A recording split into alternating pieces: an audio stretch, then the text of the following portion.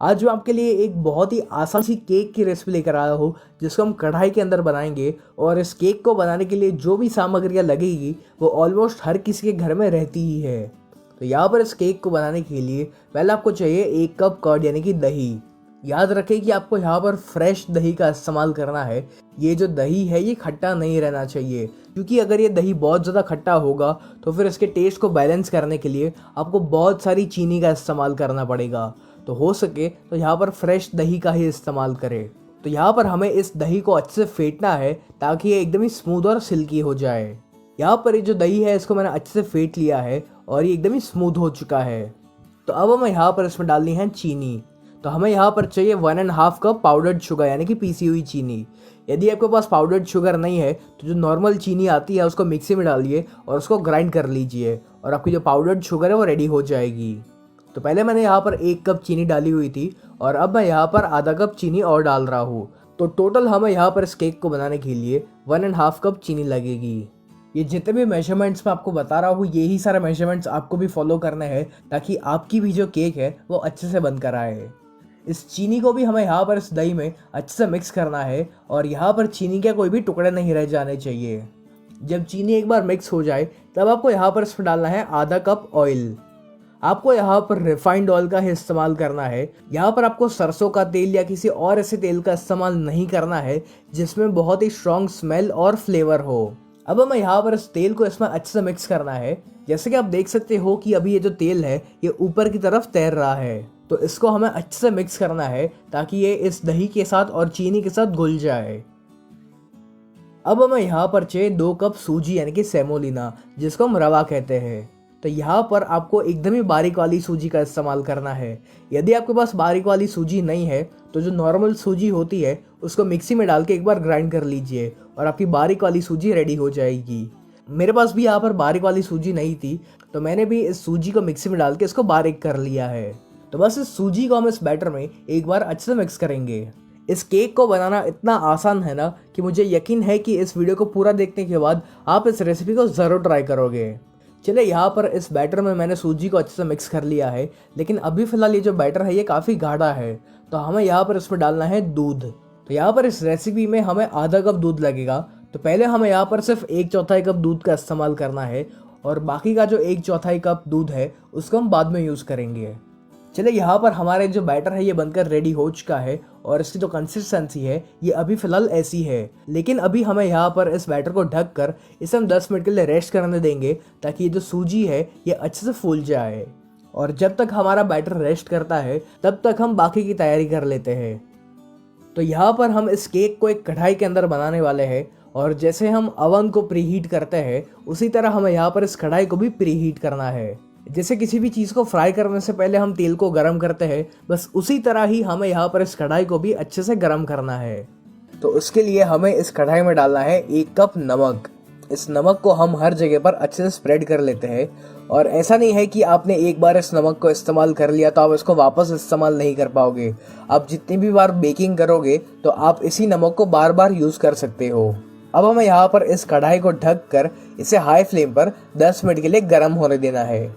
चलिए जब तक ये जो कढ़ाई है ये गर्म होती है तब तक हमें यहाँ पर एक ऐसा केक टिन लेना है या आपके घर में जो भी डिब्बा अवेलेबल हो आप उसका यहाँ पर इस्तेमाल कर सकते हो। और अब हम इस केक टिन को तेल से अच्छे से ग्रीस कर लेते हैं ताकि जब हमारी केक बनकर रेडी हो जाए तो वो इसमें से आसानी से बाहर निकल पाए। अब हमें यहाँ पर चाहिए कुछ टूटी फ्रूटी। वैसे देखा जाए तो टूटी फ्रूटी को डालना ऑप्शनल है, आप चाहो तो इसके बदले कुछ ड्राई फ्रूट्स का भी इस्तेमाल कर सकते हो। और यदि आपको ये देखना है कि घर पर टूटी फ्रूटी कैसे बनानी है तो मुझे कमेंट्स में ज़रूर लिखकर बताइए, मैं उसकी भी रेसिपी आपके साथ शेयर करूँगा। तो पहले हम यहाँ पर इस टूटी फ्रूटी को मैदा से डस्ट करेंगे।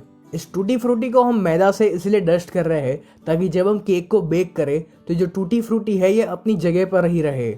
आमतौर पर क्या होता है कि बेक करते समय पर ये जो टूटी फ्रूटी है ये एकदम ही नीचे चली जाती है, तो ऐसा ना हो इसलिए ये ज़रूरी है कि इस टूटी फ्रूटी को आपको मैदा से डस्ट करना है। चलिए यहाँ पर हमारे इस बैटर को भी रेस्ट किया लगभग 10 मिनट हो चुकी है और जैसा कि आप देख सकते हो कि सूजी अब काफ़ी अच्छे से फूल चुकी है और हमारा जो बैटर है ये काफ़ी गाढ़ा भी हो चुका है।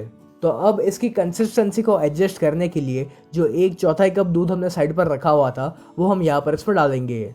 चलिए यहाँ पर जो बैटर है ये ऑलमोस्ट रेडी है और इसकी जो कंसिस्टेंसी है ये बिल्कुल ऐसी होनी चाहिए। तो अब हम यहाँ पर इसमें ऐड करेंगे 1 छोटी चम्मच बेकिंग पाउडर। इसी के साथ साथ यहाँ पर जाएगा आधा छोटी चम्मच बेकिंग सोडा। यदि आपके पास यहाँ पर बेकिंग पाउडर और बेकिंग सोडा नहीं है तो आप यहाँ पर इनो का भी इस्तेमाल कर सकते हो, लेकिन इनो को आप एकदम ही आखिर में डालिएगा, वरना जो इनो का असर है वो कम होता जाएगा और आपकी जो केक है वो सॉफ्ट भी नहीं होगी और फूलेगी भी नहीं। अब हमें यहाँ पर इसमें डालना है 1 छोटी चम्मच वेनिला एसेंस। यदि आपके पास वेनिला एसेंस नहीं है तो आप यहाँ पर इलायची पाउडर का भी इस्तेमाल कर सकते हो। मैं काफ़ी बार अपनी केक्स में इलायची पाउडर का भी इस्तेमाल करता हूँ और यकीन मानिए उसका भी टेस्ट काफ़ी अच्छा आता है। अब जो टूटी फ्रूटी हमने रेडी की हुई थी वो हम यहाँ पर इस बैटर में ऐड करेंगे और बस हमें यहाँ पर इसको एक आखिरी बार मिक्स करना है। तो यहाँ पर हमारा ये जो बैटर है ये बनकर रेडी हो चुका है। तब हम इस बैटर को हमारे केक टिन में ट्रांसफ़र करेंगे और इसके ऊपर भी मैं थोड़ी सी टूटी फ्रूटी लगा रहा हूँ। चलिए अब बारी आती है इस केक को बेक करने की और यहाँ पर हमारी जो कढ़ाई है ये भी अच्छे से गर्म हो चुकी है। तब इस कढ़ाई के अंदर हम एक ऐसा स्टैंड रखेंगे और इस स्टैंड के ऊपर हमें इस केक टिन को रखना है। ज़्यादा देर तक इस कढ़ाई को खुला मत रखेगा, वरना इसकी जो गर्मी है वो कम होती जाएगी। तो फटाफट से इसको ढकिए और इस केक को आपको मीडियम फ्लेम पर लगभग 30 या 40 मिनट के लिए पकाना है। सभी के गैस के जो बर्नर्स होते हैं उसकी साइज़ बड़ी छोटी होती है और जो गैस की फ्लेम होती है वो भी कम ज़्यादा होती है। तो इसलिए मैं आपको एग्जैक्ट टाइम तो नहीं बता सकता, लेकिन मैं इतना बता सकता हूँ कि इस केक को बेक होने में मिनिमम 30 मिनट तो लगेगी ही। तो इसीलिए बार बार इस कढ़ाई को खोलिएगा मत। जब 30 मिनट हो जाए उसके बाद ही आप इसको चेक करिए। मेरी केक को बेक होने में लगभग 40 मिनट लगी थी और इसको चेक करने के लिए हम इसके अंदर एक टूथपिक इंसर्ट करेंगे और अगर टूथपिक साफ निकलती है तो इससे हमें ये पता चलता है कि जो केक है ये अंदर से भी अच्छे से बेक हो चुकी है।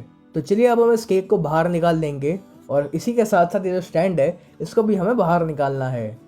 अब ये जो नमक है इसको आपको फेंकना नहीं है, इसको आप एक डिब्बे में भर कर रखिए और जब भी नेक्स्ट टाइम आप केक वगैरह बनाओ तो इसको आप वापस यूज़ कर सकते हो। अब आपको यहाँ पर जल्दबाजी ज़रा भी नहीं करनी है, यानी कि जब केक गरम गरम हो तभी आपको उसको केक टिन में से बाहर नहीं निकलना है, वरना ये जो केक है ये बिखर सकती है। इस केक को आपको पूरी तरीके से ठंडा होने देना है और जब ये एक बार अच्छे से ठंडा हो जाए तब इस केक के आजू बाजू आपको ऐसा चाकू घुमाना है ताकि एकदम ही आसानी से बाहर निकल पाए। और फिर आपको यहाँ पर इसके ऊपर एक प्लेट या फिर एक ऐसा केक बोर्ड रखना है और इसको हम पलट लेंगे और फिर इस केक टिन को आपको ऐसा टैप करना है ताकि जो केक है ये इसमें से निकल जाए। तो लीजिए यहाँ पर जो केक है ये बहुत ही आसानी से इस केक टिन में से बाहर निकल चुकी है और जैसा कि आप देख सकते हो कि यहाँ पर जो केक का कलर है ये बहुत ही अच्छा सा गोल्डन ब्राउन आया हुआ है। तो जैसे कि आप देख सकते हो कि ये जो केक है ये काफ़ी सॉफ्ट है और अब हम इसको कट करेंगे। तो कैसी लगी आपको ये केक की रेसिपी और आपको और कौन कौन सी केक की रेसिपी जाननी है ये मुझे कमेंट्स में ज़रूर लिख कर बताइए।